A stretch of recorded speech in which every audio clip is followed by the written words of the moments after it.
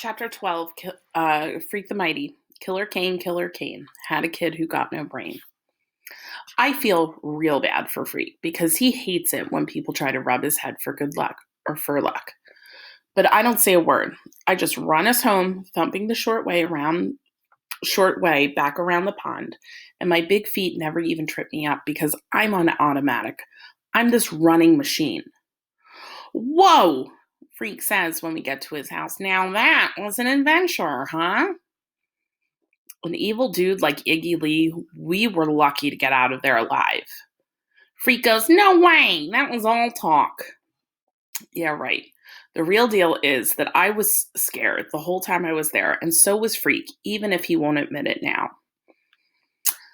That stuff about my father was true, Freak says, studying his fingernails and acting real cool again. The fair Gwen won't talk about it. All she says is he made his decision and I made mine. But I know he ran away because of me. And you know what? What? Good riddance to bad rubbish. For some reason, that really gets me laughing. Something about the way he says it, or maybe it's all that nervous stuff left over from the New Testaments. Whatever, I'm rolling around on the ground like a moron. And Freak is strutting around and saying stuff like, Loretta, my queen, whilst thou accept my hand in marriage. And Sir Iggy, whilst thou do us all a big favor and fall upon thy sword. And I'm laughing so hard I can hardly breathe. Everything is pretty much okay after that. One thing we don't do, though, we don't talk about my father, good old Killer Kane, which is fine by me. School. For the last week or so, it's like getting jabbed with a little needle every time I hear that word. Graham is trying to pretend how excited she is and finally in the 8th grade. Like this is a really big deal, which is a joke because the only reason I got passed from 7th grade is because they figured out this way the big butthead can be, quote, someone else's problem. Thank God we've had enough of Maxwell Kane, end quote. Graham takes me out to the mall to get new clothes, which is about as much fun as going to the dentist. Except maybe worse, because at least at the dentist, you're mostly just in a chair with the door closed. Where at the mall, Grandma's like, hello, world. Here I am. Take a good look. This girl at the shoe store, she's got a little smirk and she goes, 13 triple E? Do they make shoes that big? And Graham goes, I'm quite sure they do, dear. Go ask your manager. And then she looks at me and goes, Maxwell, this is not major surgery, so would you please, as a special favor to me, wipe that wounded look off your face and try to be polite? Yeah, right. The manager, when he comes out with these Brand X running shoes, wants to help me take off my old shoes, like he's pretty sure I can't do it by myself. But I give him this look, and he backs off and lets me do it by myself. I'd wish you'd tie those laces, dear, Graham said when I'm squishing around in the new shoes. That's the fashion, the manager says with this laugh. Actually, they're designed that way. You don't need to lace up. Just to prove what a jerk he is, I tie up the laces, and that makes Graham happy. Which is funny sometimes how little it takes to make her happy. Except you can't really figure out what until you've already done it. Does that make any sense? Finally, we escaped from the mall, and I got enough clothes to last me, and Grim points out, a week or so. You could just keep letting the cut down his cuffs, Grim said, except they don't have cuffs now. What am I thinking? I think he looks quite handsome, Graham says. Maxwell, please turn around and keep your shirt tail tucked in. Leave him alone, Grim says. He's not a fashion model. I just can't get over it, Graham says. Our little Maxwell is growing up. Growing is right, Grim says. The boy is certainly growing.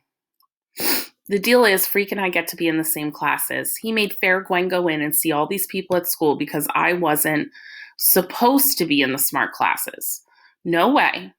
And finally, they all agreed it would be good for Freak, having someone to help him get around. Graham acts kind of worried about it, and she doesn't want to sign the papers, like she thinks the LD class has done me a lot of good or something. And being in the genius class is going to make me slower and dumber than ever.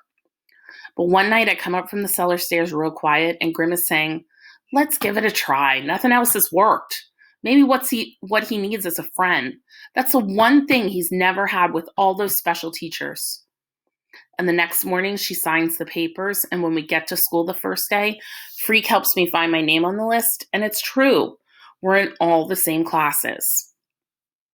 At first, all the other kids are so into looking cool and acting cool and showing off their new outfits, they hardly notice us in the hall. Freak riding high above my shoulders, and the deal where his desk is always right next to mine. That wears off, though, and by the time we leave maths, which is just passing out textbooks and a bunch of numbers chalked on the blackboard, you can hear the whispers in the hall. Like who? Who's the midget? And there goes Mad Max, and excuse me while I barf. And look at what escaped from the freak show, and oh my God, that's disgusting. Maxwell Kane? This is from Mrs. Donnelly, the English teacher. She's new to the school, and when I nod and raise my pencil, she goes, Maxwell, will you please stand up and tell the class something about your summer? Which, if she wasn't new to the school, she'd know better, because getting up in class and saying stuff is not something I do. Maxwell, is there a problem?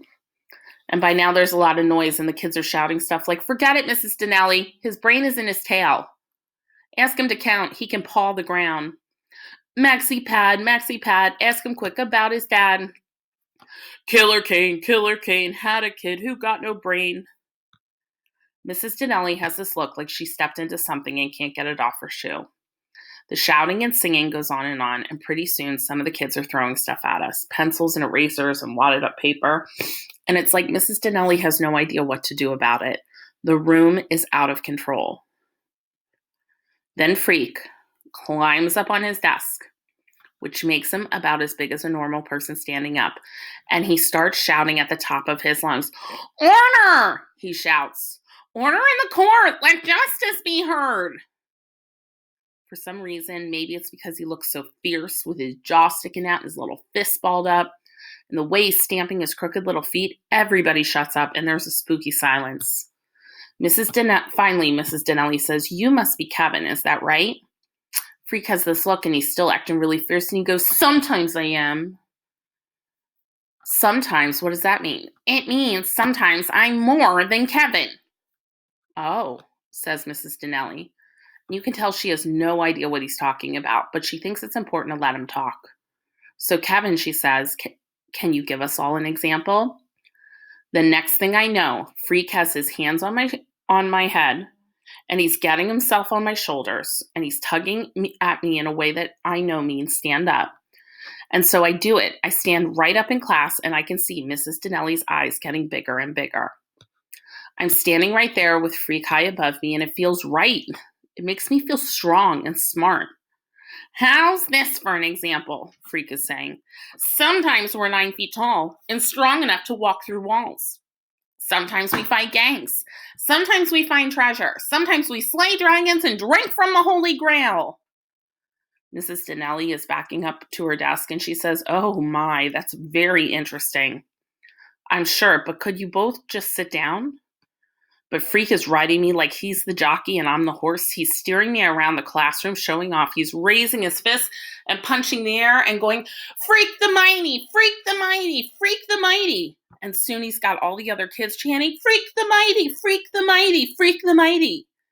Even though they don't know what he's talking about or what it means. I'm standing up straight, as tall as I can, and I'm marching exactly like he wants me to, right and left and backwards and forwards. And it's like music or something. Like I don't even have to think about it. I just do it. And all those kids are chanting our name. And Mrs. Donnelly has no idea what's going on. She's definitely flipped out and more or less hiding behind her desk. The whole class is raising their fists in the air and chanting, Freak the mighty, Freak the mighty, Freak the mighty. I can't explain why, but it was really pretty cool. Anyhow, that's how Freak and I get sent to the principal's office for the first time together. Mrs. Addison, she's the principal, takes one look at us waiting outside her office and she goes, What have we here? I'm afraid there's been a slight misunderstanding, Freak says. If you'd be so good as to allow me to explain. Mrs. Addison is a slightly serious acting black woman with tight gray hair and a bun and these suits that make her look like she works in a bank or something. She has this funny little smile like she's sucking on a lemon, and it quickly turns sweet. And then she goes, "By all means, let's hear what you have to say. Convince me." I can't really remember what Freak said, except that he used so many big words she had to keep looking stuff up in his dictionary, which she seemed to get a real kick out of. But the important thing is, whatever Freak told her, she fell for it.